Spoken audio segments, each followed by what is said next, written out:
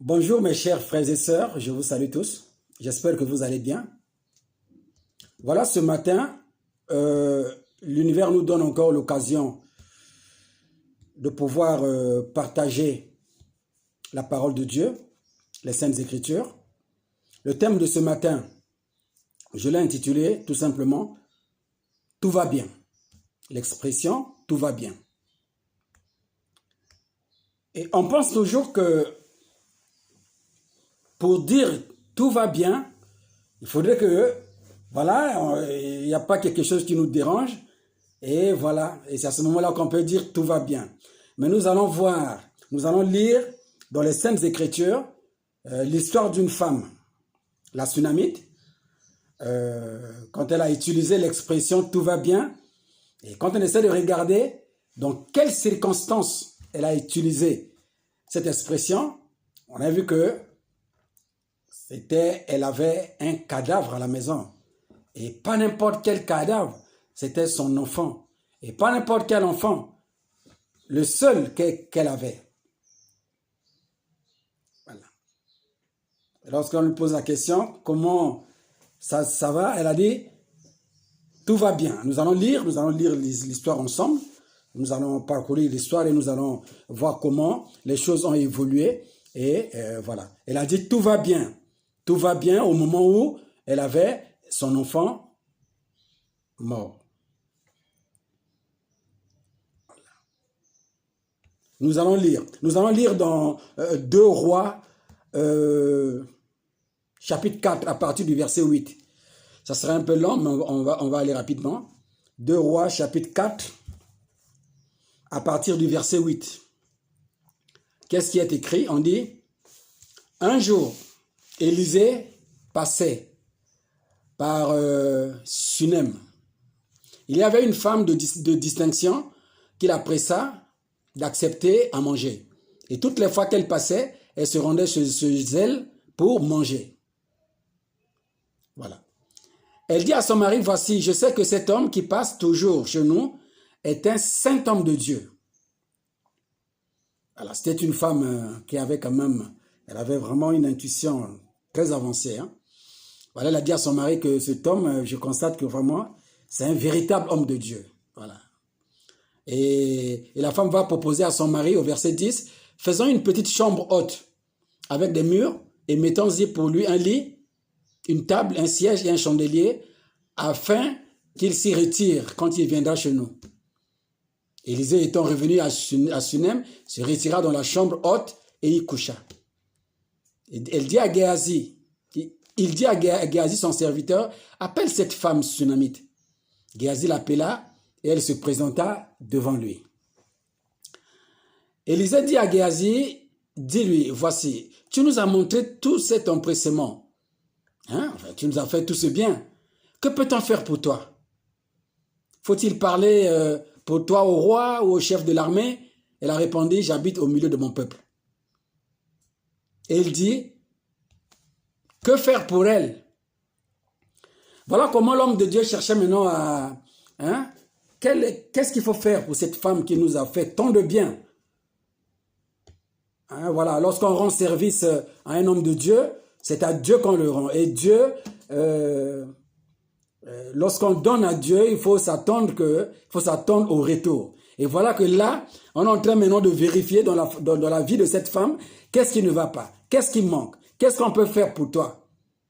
Voilà. Vous voyez que sa générosité envers l'homme de Dieu, disons-le, envers Dieu, puisque ce qui fait la valeur d'un homme de Dieu, c'est la présence de Dieu en lui, effectivement. Donc lorsqu'on honore un homme de Dieu, c'est Dieu qu'on honore.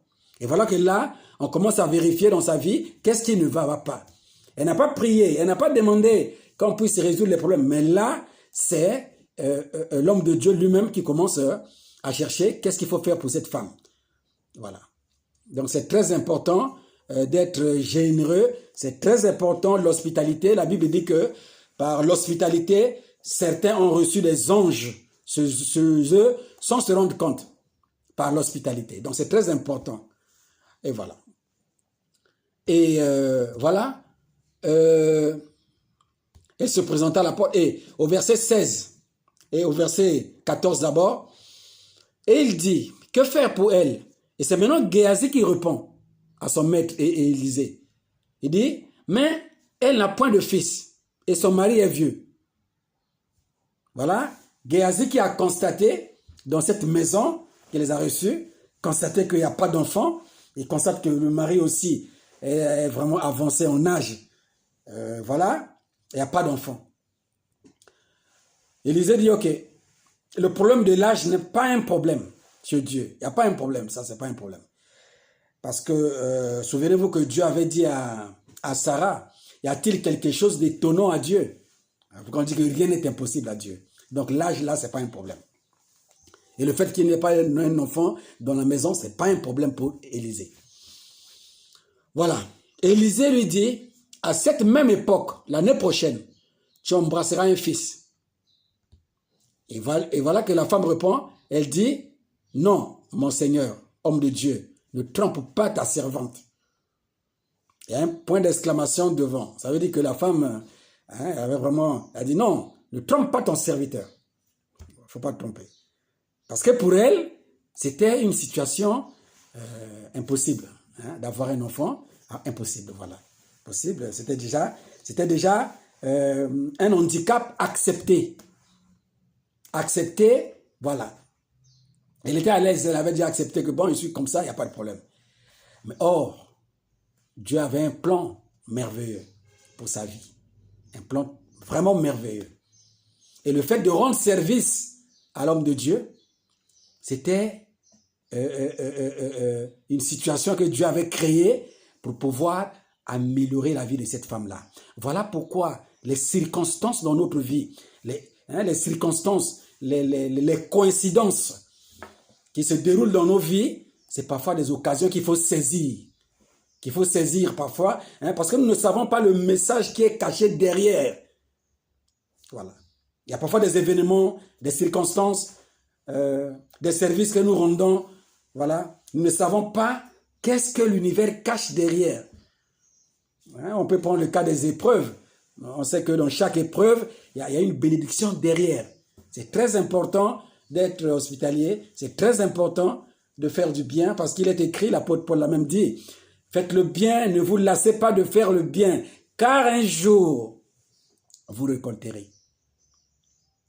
Ne soyez pas comme certains qui disent, j'ai déjà fait le bien, j'ai déjà fait, voilà, les gens me rendent toujours du mal, donc je ne fais plus de bien. Non, non, non. Si vous arrêtez de faire le bien, vous arrêtez tout. Vous arrêtez même de recevoir le bien un jour. Parce que le bien que vous faites, en tout cas, quelqu'un avait dit, rien ne se perd.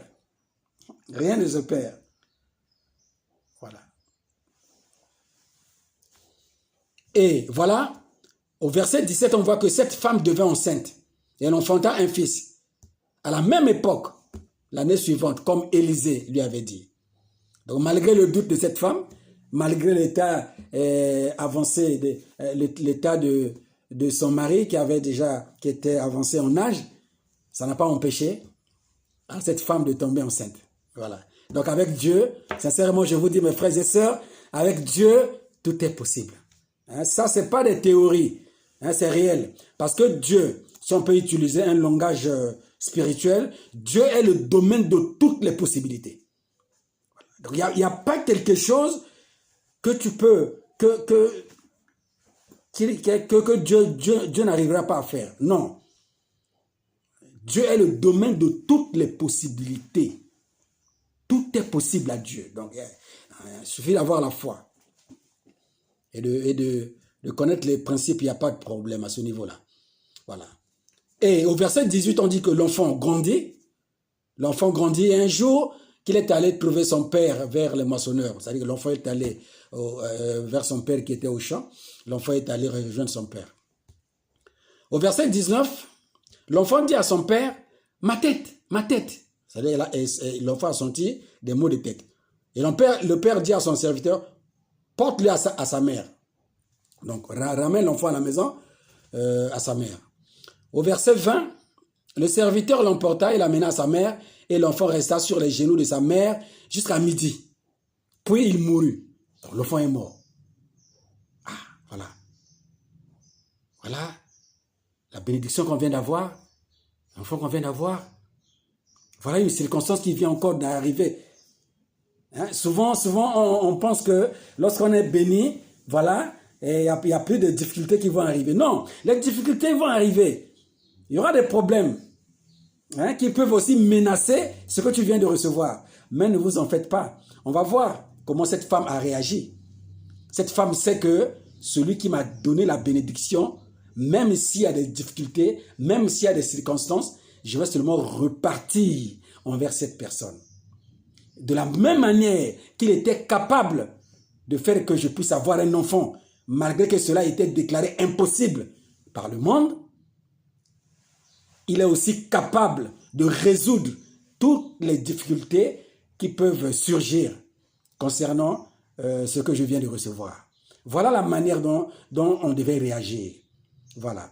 Il est écrit quelque part, on va lire dans 1 Corinthiens 4, verset 7, on dit que qu'est-ce que vous avez que vous n'avez pas reçu? Reçu de qui? Mais de Dieu. Nous recevons tout de Dieu. Voilà pourquoi un frère avait dit quelque part que tout est grâce. Tout est grâce. Dieu, on dit qu'au commencement était la parole était avec Dieu. Tout nous provient de Dieu et tout repart à Dieu un jour. Voilà pourquoi nous devons être reconnaissants. La gratitude doit animer nos vies parce que nous savons que tout nous vient de Dieu. La santé, la beauté, tout ce que nous avons vient de lui parce que tout lui appartient.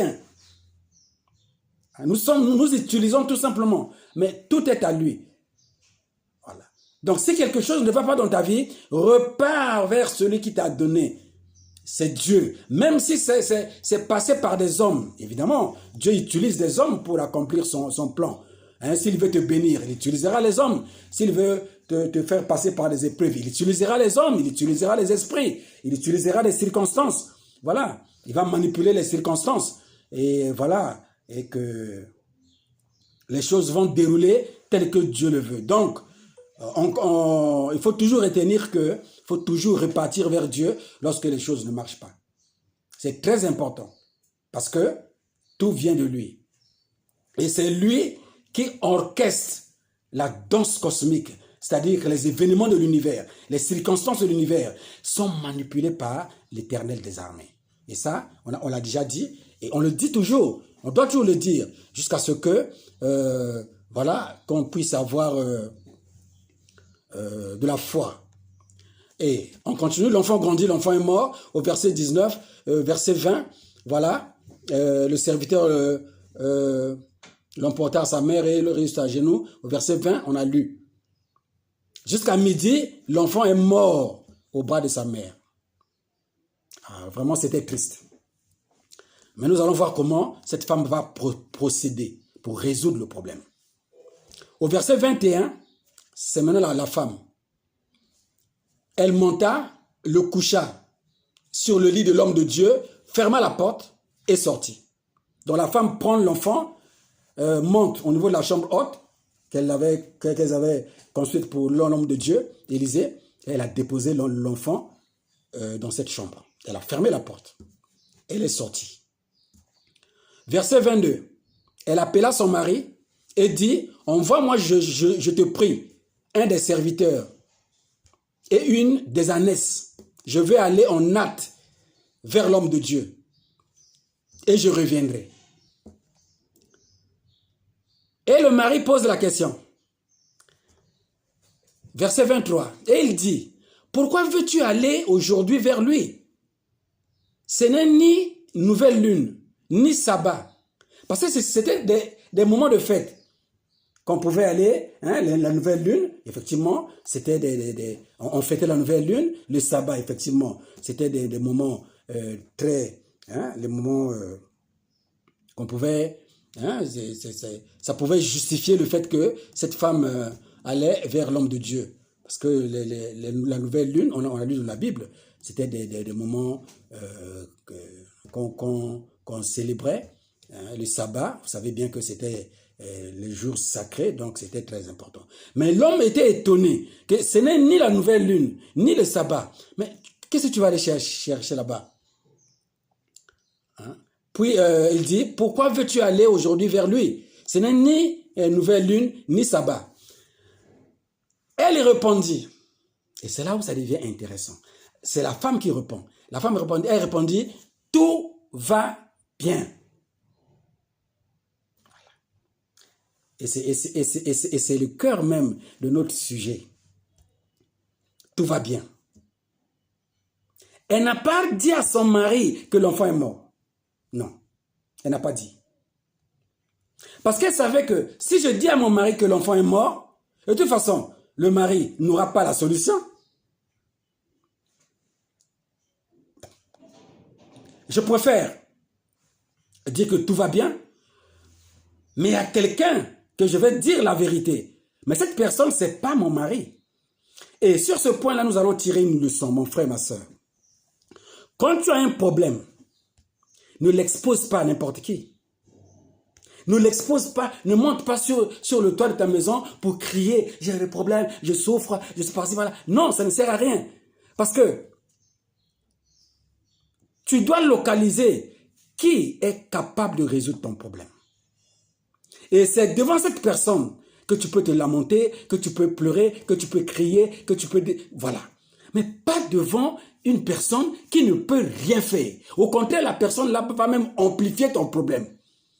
Ou, dès que tu vas exposer ton problème, la personne va aller se moquer de toi, ou encore, ils vont aller, voilà, faire de cela des sondages partout, et du coup, vont même te décourager.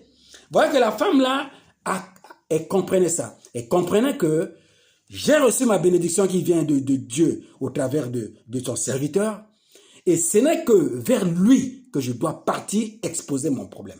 Ni à mon mari, ni à qui que ce soit, ni les gens du quartier. Non, je dois aller vers le serviteur de Dieu. Voilà. Parce que là-bas, je sais que le problème sera résolu. Donc ça ne sert à rien que je crie par-ci, par-là. Voilà qu'elle a protégé son esprit. Elle a gardé le moral. Parce que dans toute situation, mon frère, ma soeur, il faut veiller à ce que le moral ne soit pas atteint. Je sais qu'elle avait, au plus profond d'elle, elle souffrait. Mais elle a eu la maîtrise de soi. Et s'est maîtrisée. C'est très important.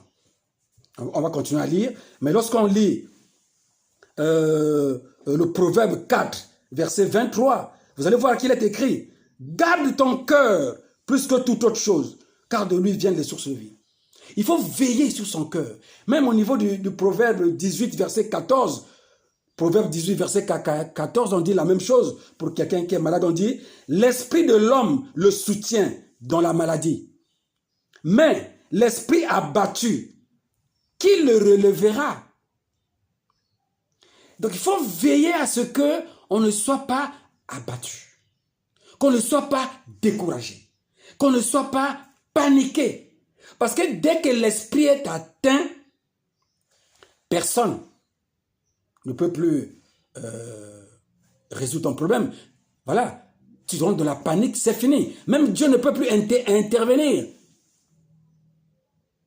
Voilà, c'est très important, hein? Surtout le Proverbe 18, verset 14, c'est important. Parce que nous savons que c'est l'esprit qui gouverne la matière.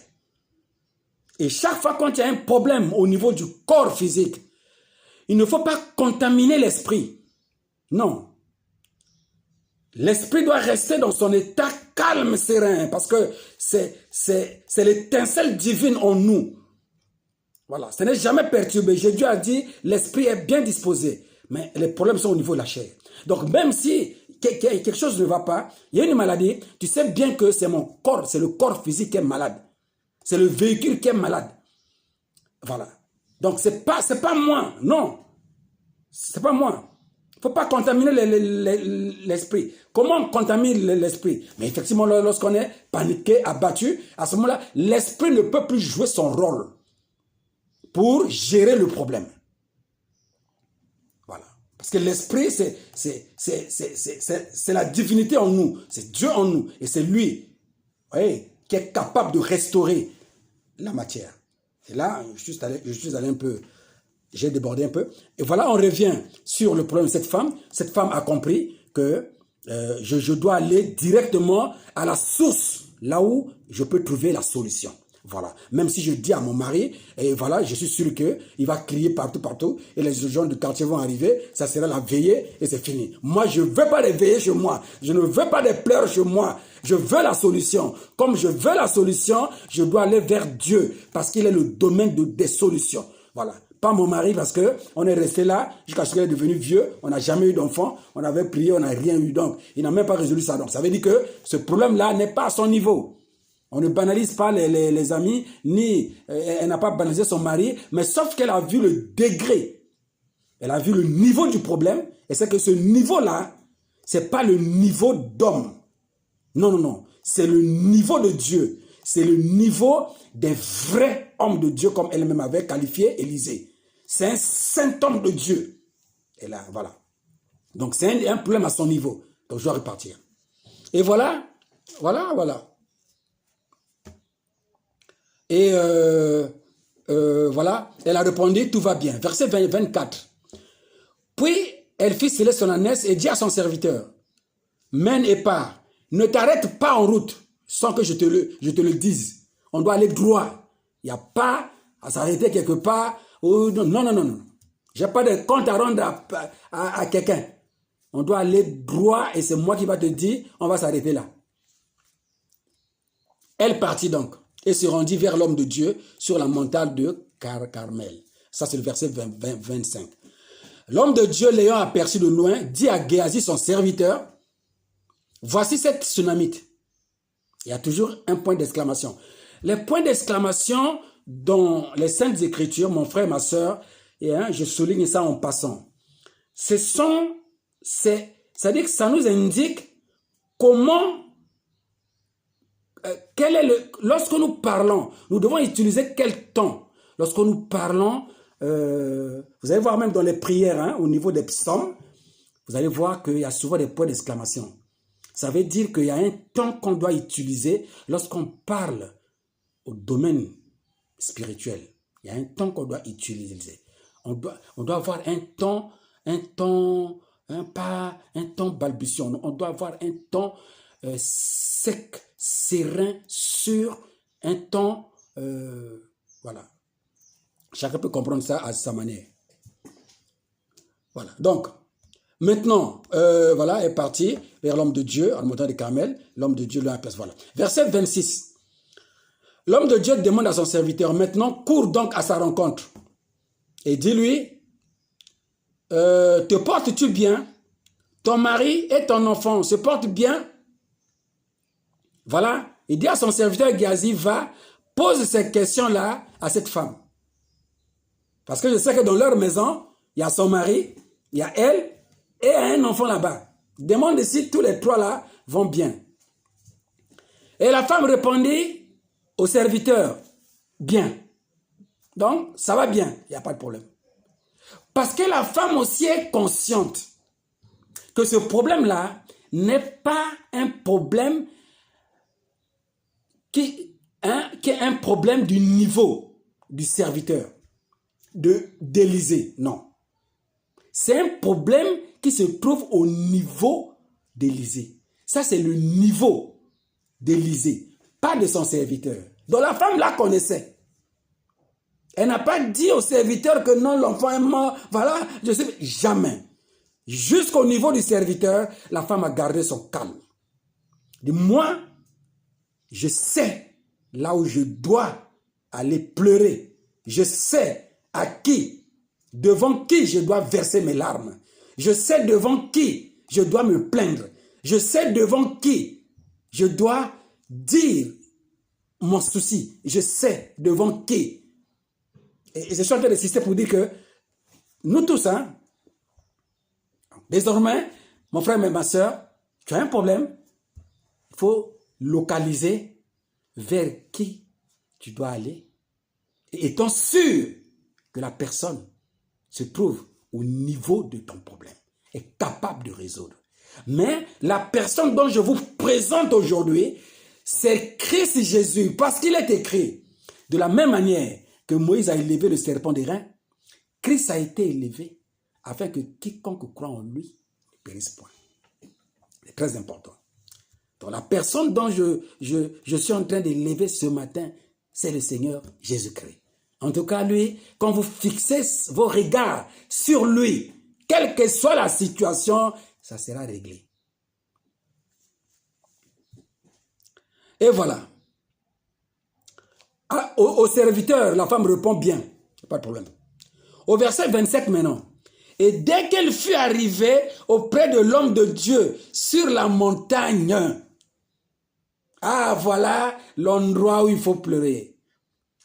Devant l'homme de Dieu, devant Dieu. Hein, parce que faut toujours noter que dans l'homme de Dieu, c'est pas l'homme de Dieu qui travaille. Non, c'est Dieu en lui qui travaille. Donc lorsque tu viens t'agenouiller ou bien tu viens pleurer, donner tes problèmes devant un homme de Dieu, sache que tu viens rencontrer Dieu qui agit qui fonctionne, qui travaille dans cet homme-là. Et je maintiens les mots de cette femme. Un saint homme de Dieu. Je maintiens. Je ne rentre pas dans les polémiques des faux hommes de Dieu. Non, non, non. Je garde ce que la femme là a dit. Un saint homme de Dieu. Voilà. Voilà. Et dès qu'elle fut arrivée auprès de l'homme de Dieu sur la montagne, elle embrassa ses pieds. Voilà. D'abord, ça c'est un signe comme d'adoration. Voilà. Elle a embrassé ses pieds.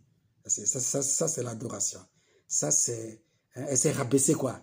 Elle dit voilà, je suis arrivé au endroit où je peux maintenant ouvrir mon cœur et dégager mon amertume. Voilà. Géasi, le serviteur de l'homme de Dieu, s'approcha pour la repousser. Parce que on ne peut pas venir comme ça devant... parce que l'homme de Dieu est toujours sécurisé. Hein? C'est sécurisé. Mais l'homme de Dieu dit à son serviteur, laisse-la, car son âme est dans l'amertume. Et l'Éternel me l'a cachée et ne me l'a point fait connaître. Donc l'homme de Dieu automatiquement s'est rendu compte que la femme là a un problème. Et l'homme de Dieu a dit, mais pourquoi Dieu ne m'a pas révélé cela? Voilà les gens humbles. Oh Seigneur. Voilà. L'homme de Dieu a reconnu que mais Dieu ne m'a pas révélé cela. Dieu ne m'a pas révélé. Voilà. Elle n'a même pas cherché à savoir, mais en disant ça, peut-être que le serviteur va se rendre que, mais il n'a pas été révélé comment, il n'est pas puissant, bien comment. Non. L'homme de Dieu a dit la vérité. Dieu m'a caché cela. La femme là est dans l'amertume. Parce que dès que la femme là est venue, l'homme de Dieu a senti qu'il y a un problème. Laisse-la car son âme est dans l'amertume et l'Éternel me l'a caché et ne l'a point fait connaître. Alors elle dit, ça c'est la femme, elle dit avec un cœur triste, ai-je demandé un fils à mon Seigneur? Hein? Ne t'ai-je pas dit? Ne me trompe pas. Et elle rappelle la phrase qu'elle avait dit lorsque le serviteur avait dit, tu auras un fils. Elle a dit, ne me trompe pas. Parce que là, elle se rend compte que l'enfant, en mourant, perd la bénédiction. C'est sûr qu'elle va revivre son état d'avant. Et c'est comme si c'était une tromperie. Voilà, on t'a fait goûter une bénédiction et c'est reparti. Elle a dit, souviens-toi que je t'avais dit, ne me trompe pas.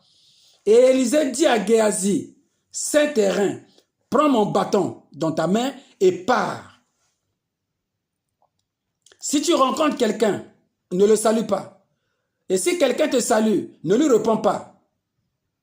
Et là aussi, c'est un enseignement très avancé sur les recommandations que Élisée est en train de donner à son serviteur. Mais là, nous ne sommes pas à ce niveau-là. Aujourd'hui, nous voulons tout simplement parler du fait que tu dois savoir là où tu dois aller déverser ton amertume. Voilà. Pas devant n'importe quelle personne. Non. Il faut localiser vraiment là où tu dois aller déverser ton amertume et être sûr que c'est là où se trouve la solution. Mais pour nous les enfants de Dieu, vous mes frères et sœurs qui m'écoutez, c'est-à-dire que la personne pour nous qui est la solution à tout, c'est le Christ. Voilà. C'est au pied de la croix qu'on doit aller déverser nos larmes. Nos larmes. Voilà. Donc, et voilà, et Élisée, hein, il a dit à son serviteur, va, voilà, si tu rencontres quelqu'un, c'est le verset 29, toujours de 2 Rois 4. Nous sommes au verset 29. J'ai voulu lire au même temps, je commente, pour que ça soit un peu plus clair. Voilà, il a dit, et si quelqu'un te salue, ne lui réponds pas. Tu mettras mon bâton sur le visage de l'enfant. La mère dit, l'Éternel est vivant et ton âme est vivante. Je ne te quitterai point. C'est-à-dire que malgré que les recommandations sont données, les directives sont données au serviteur Géasi, il lui a donné le bâton, qui est le symbole du pouvoir. Va, place ça sur la tête de l'enfant, son visage, et l'enfant va revivre. La femme là a dit à Élisée, moi, je ne te quitterai pas. Je suis avec toi. On est collé serré jusqu'à ce que j'ai ma solution. Le serviteur n'a qu'à penser, moi, je suis avec toi. Voilà. Et on dit, Géasi les avait dévancés. Donc Géasi a pris de l'avance. Il est parti déjà pour aller opérer le miracle. Et il avait mis le bâton. Il est parti pourtant, il est parti avec le bâton du pouvoir.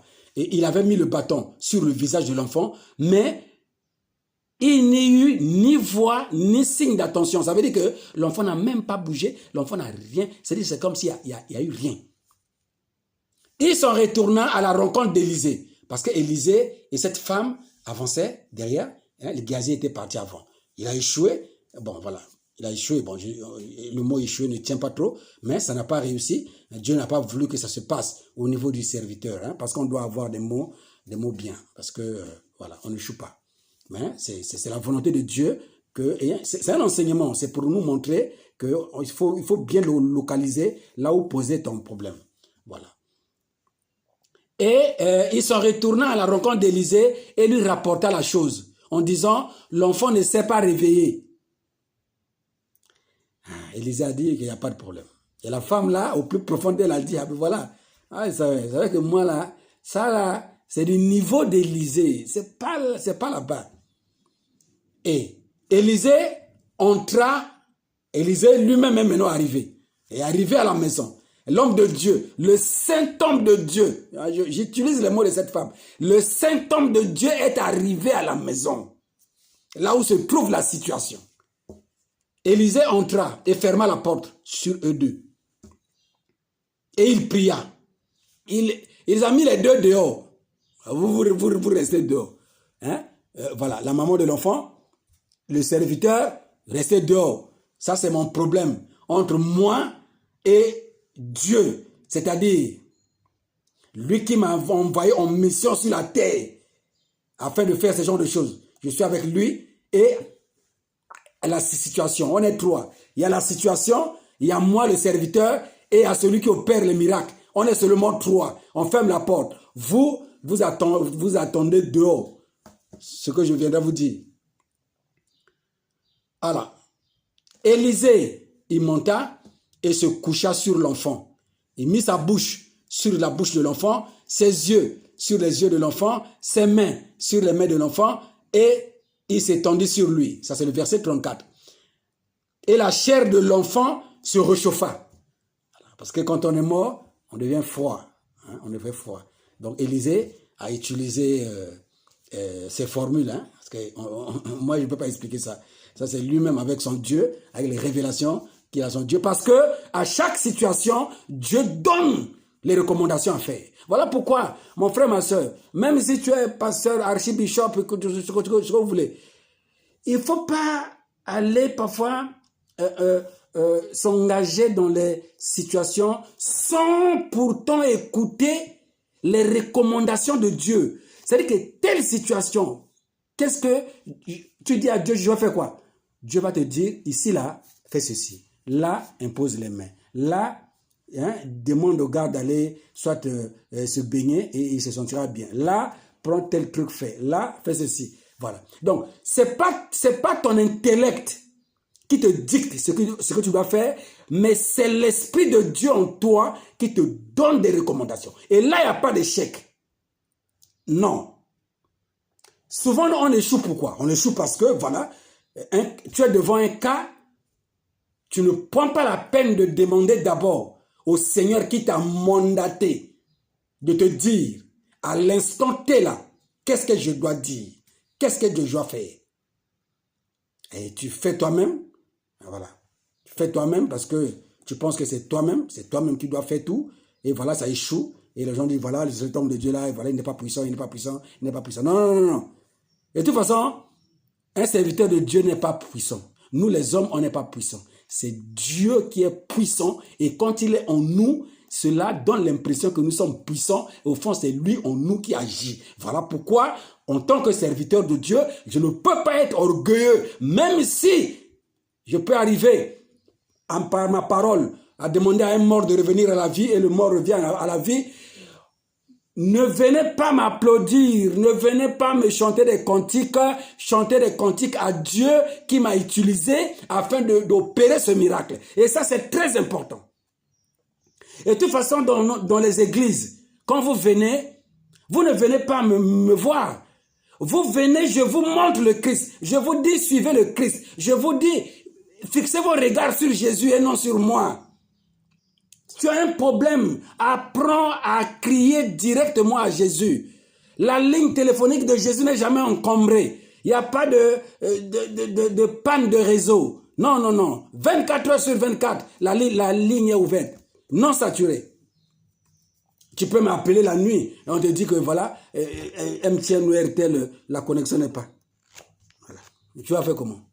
Si tu n'as pas appris à te connecter avec le Christ lui-même. Parce qu'on a dit que nous étions comme les brebis égarés, maintenant nous sommes revenus vers notre pasteur. Quel est ce pasteur? C'est le Christ qui est le vrai pasteur. Nous jouons les rôles. Nous jouons, moi tel que je suis là, je joue le rôle. C'est-à-dire que je joue un rôle, mais je sais que le vrai pasteur, le vrai prophète, le vrai évangéliste, le vrai docteur, c'est Jésus. Et lorsqu'il est en moi, il me fait jouer son rôle. Mais c'est lui. Toute la gloire doit aller chez lui là-bas. Évidemment, on pourra toujours dire que voilà, c'est un bon serviteur, oui. Parce que lorsque Jésus est rentré à Jérusalem sur une ânesse, voilà, et les gens ont mis des pagnes. Mais c'est l'ânesse qui marchait sur des pagnes là. Hein, sur des pagnes. Ça veut dire qu'il avait aussi, l'ânesse aussi avait des honneurs. Hein? Mais les honneurs là, c'est parce qu'il y avait le Christ qui est sur son dos. En réalité, les pagnes là ont été placés pour honorer le Christ. Mais comme le Christ, sur le dos de l'âne, ne peut pas marcher sur les pagnes. Et c'est l'âne qui marche sur les pagnes et qui tire les honneurs de marcher sur les pagnes de luxe. Mais en réalité, c'est à Christ dont revient tout l'honneur. Et ça, c'est très important. Et Élisée appela, voilà, et voilà, et la chair de l'enfant se réchauffa. Donc, le corps devient chaud. Ça veut dire qu'à ce niveau, à ce moment-là, l'âme peut revenir, hein, l'esprit peut revenir. Et ça, c'est très important. Et Élisée s'éloigna. Ça, ce sont les mécanismes, les procédures que Dieu lui avait demandé de faire. Donc, dans la maison se trouvait l'enfant. Élisée commençait à se déplacer par-ci, par-là. Dès que le corps était déjà chaud, il commençait à se déplacer de gauche à droite, il va au coin, il va au coin, il va au coin. En tout cas, là, n'attendez pas que je vais vous dire la révélation. Qu'est-ce que ça veut dire? Ça, c'est Dieu qui a demandé à Élisée de faire comme ça. Moi, je ne sais pas pourquoi il faisait ça comme ça. Je ne sais pas. Voilà.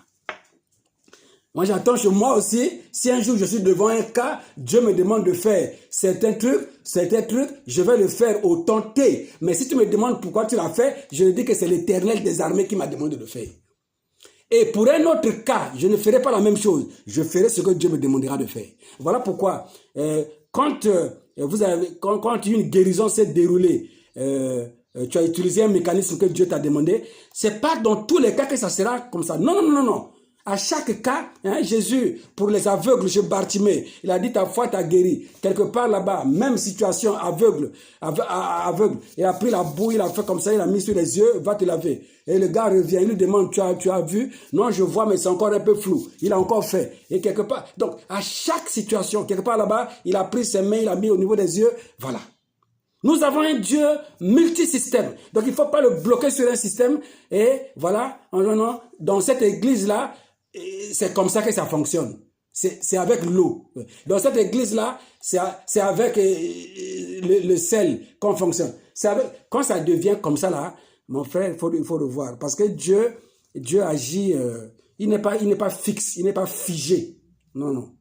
Il n'est pas figé. Quand sur toi, ça devient figé, là, il faut essayer de réfléchir. Voilà. Élisée s'éloigna, alla ça et là par la maison. Puis remonta et descendit sur l'enfant. Et l'enfant éternua 7 fois. Oh, gloire à Dieu. Et il ouvrit les yeux. L'enfant a retrouvé la vue. Non, on applaudit pour l'Éternel. On applaudit pour l'Éternel. Je sais qu'au moment où je parle, les anges de Dieu sont là. Ils savent que ce qu'on dit là, c'est important. Donc, voilà, on applaudit l'Éternel. L'enfant a retrouvé la vue. La vie. Hein? L'enfant est revenu en vie. Voilà. Et la femme avait raison. La femme avait bien localisé. Partout où elle savait que le problème n'est pas à leur niveau. Elle disait tout va bien. Mon frère, un ami t'appelle au téléphone. Hein, Jacques, comment tu vas là-bas? Non, tout va bien. Même si tu as une situation. Parce que il faut d'abord te rendre compte. Si je lui dis ça, est-ce que il peut résoudre? Si déjà tu sais qu'il ne va pas résoudre, ne dis pas.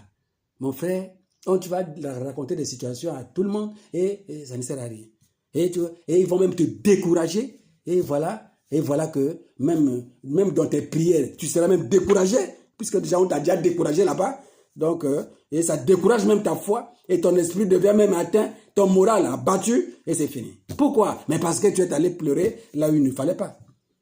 On ne dit pas qu'avec Dieu, si Dieu permet que ça se déroule comme ça, et qu'il n'y a pas de problème, on a dit qu'il faut rendre grâce à Dieu en toutes circonstances. Voilà. Voilà que Élisée appela maintenant Géasi, son serviteur, et dit, appelle cette femme sunamite, appelle la sunamite. Et Géasi va appeler madame, venez. Géasi l'appela, ça c'est le verset 36. Géasi l'appela et elle vint vers Élisée. Et Élisée dit, prends ton fils. Il y a toujours un point d'exclamation, hein? Ça c'est très important. Hein? Un jour, nous allons, si Dieu le permet, nous allons parler sur la ponctuation, hein, au niveau des points d'exclamation, et nous allons essayer de bien regarder ça. Parce que ce n'est pas par hasard qu'on met ça. Et il faut imaginer avec quel ton Élisée a dit à la femme, prends ton fils. Voilà. C'est pas que il le blâmait. Non, non, non. C'est un ton autoritaire. Un ton sûr. Voilà. Un ton sûr. C'est pas des amusements là. Voilà. Parce que déjà, la femme là disait que non, ben moi je t'avais dit que ne me trompe pas, tout. Donc l'homme de Dieu savait que là, je suis en face d'une situation qui est très dangereuse. Voilà. Et voilà, il dit, prends ton fils. Et elle se jeta à ses pieds et se prosterna contre terre. Et elle prit son fils et sortit. Voilà, on applaudit pour l'Éternel. Et la Sunamite a retrouvé son enfant. Et voilà, parce qu'elle avait bien localisé là où il fallait aller pleurer. Et voilà, elle est allée à l'endroit précis. Et voilà. Et pour nous, l'endroit précis, c'est la croix, c'est le Christ, notre endroit précis. Bon, on ne dit pas qu'il ne faut pas aller voir son oncle, ou bien son frère, ou bien ses amis. On peut toujours appeler un ami. Hein, voilà, hein, il y a des problèmes où on sait que bon, mon ami peut résoudre ça. Et tu appelles mon ami, mon ami, regarde, moi j'ai un problème ici. Hein, voilà, ok, il n'y a pas de problème, on résout. Il faut voir les niveaux. Les niveaux. Ils vont penser que moi j'ai un problème, par exemple, quelqu'un est mort et je vais aller appeler mon cousin pour lui dire que, voilà, il y a quelqu'un qui est mort. Mais le cousin va faire quoi? Mais le cousin va prendre le téléphone, appeler tout le monde et puis c'est la vie qui commence. Voilà, mes frères et sœurs, ce que je voulais partager avec vous aujourd'hui. Et au début, j'ai dit toujours que ça sera court, mais lorsqu'on commence à parler, ça devient un peu long. Voilà, voilà. En résumé, les versets que j'ai donnés, c'est 2 Rois 4, de verset 8. On est allé jusqu'au verset 37. Et voilà, avec la technologie, je suis en train d'arranger les trucs pour que les versets vont apparaître automatiquement sur l'écran. Et voilà, et ça, on va y arriver. Il n'y a pas de problème. L'essentiel est que le message passe. Voilà. Et on a aussi lu Proverbe 18, verset 14. Hein, là où, quand quelqu'un est malade, c'est son esprit qui le soutient. Voilà. On peut dire ça avec des mots simples, son moral. Donc le moral doit être maîtrisé, calme. Calme. Parce que c'est à partir de là qu'on peut résoudre, que ton esprit peut résoudre les problèmes, que Dieu lui-même peut résoudre le problème. Voilà. Donc, tu dois veiller à ça. Et au Proverbe 4, verset 23, on a dit, garde ton cœur plus qu'autre chose. Faut pas que la panique, faut pas que le cœur soit paniqué. Non, non, non. Faut garder la sérénité. Là, je parle, par exemple, des enfants de Dieu, hein, parce que nous avons un père qui est capable de tout. Donc, il n'aime pas la panique. Parce que quand tu te paniques, ou bien tu mets le doute, tu commences à pleurer, à pleurnicher, lui, il n'aime pas ça. Parce qu'il n'aime pas ça. Là, il dit, ah, toi, tu ne connais pas qui je suis alors. Voilà. Et on a lu aussi 1 Corinthiens 4, verset 7, où on a dit que tout ce que nous avons, c'est à Dieu que nous le devons. C'est-à-dire que c'est Dieu qui nous a donné tout ça. Et donc, au cas où il y a une situation, hein, voilà, c'est mieux de repartir vers Dieu, hein, au travers de ses serviteurs. Ou encore, si tu es capable toi-même déjà de pouvoir te connecter avec Dieu toi-même, il n'y a pas de problème, c'est l'objectif. Parce que lorsqu'on vient à l'église, on vient au fur et à mesure, notre conscience évolue jusqu'à ce que toi-même, si tu as un problème, toi-même, tu crées à Christ. Tu n'as pas besoin d'appeler quelqu'un, voilà, tu as besoin d'appeler quelqu'un parce que tu es déjà évolué, tu es capable de pouvoir prier et être exaucé, et être entendu. Voilà, que Dieu nous bénisse tous. Voilà, je prie que Dieu nous donne la force de pouvoir gérer nos problèmes, de ne pouvoir pas rentrer dans la panique, d'être toujours serein, de croire en lui, qu'il est capable de résoudre nos problèmes et de venir toujours à lui lorsque nous avons des situations. Encore une fois de plus, que Dieu vous bénisse tous ceux qui vont écouter cette exhortation, que Dieu vous bénisse tous, que Dieu vous bénisse tous, que Dieu vous bénisse tous. Voilà, on va se préparer à pouvoir réaliser encore d'autres exhortations. Je vous remercie d'avoir pris vraiment ce temps-là, de pouvoir écouter ce partage. Merci à vous.